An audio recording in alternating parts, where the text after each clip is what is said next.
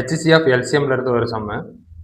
இது பார்க்குறதுக்கு முன்னாடி இந்த HCF LCMல போன வருஷம் அதுக்கு முந்தின வருஷம் எல்லா வருஷத்துலையும் கேட்ட கொஸ்டின்ஸு, முக்கியமான ஃபார்முலாஸு, இது எல்லாமே அடங்கின ஒரு புக்லெட் ஒன்று ரெடி பண்ணியிருக்கோம்.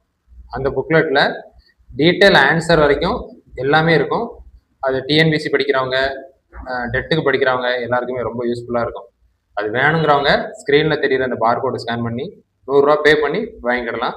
பே பண்ணிவிட்டு இந்த ஸ்க்ரீனில் தெரியிற நம்பருக்கு அதை ஸ்க்ரீன்ஷாட் எடுத்து அனுப்புங்க. அதே இதுக்கு நாங்கள் பிடிஎஃப்பை உங்களுக்கு வாட்ஸ்அப் பண்ணிடுவோம்.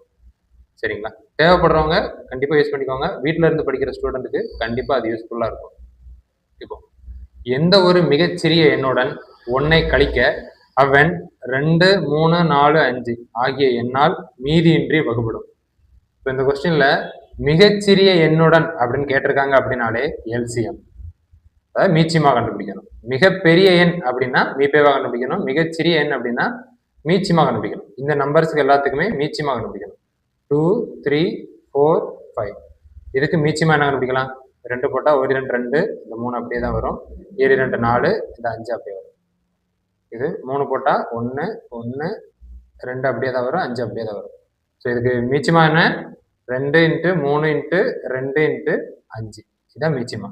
7 3 6, 6 2 12, 12 5 60. ஸோ 60 தான் ஆன்சர். 60 ஆன்சர் இல்லை, 60 அதோட மீச்சிமான்னு கண்டுபிடிச்சிருக்கோம். எந்த எண்ணுடன் 1ஐ கழிக்க அப்படின்னு கேட்டிருக்காங்களா? கழிக்க அப்படின்னு கேட்டதுனால நம்ம 60 கூட 1ஐ ப்ளஸ் பண்ணணும். 1ஐ ப்ளஸ் பண்ணா 61 தான் ஆன்சர்.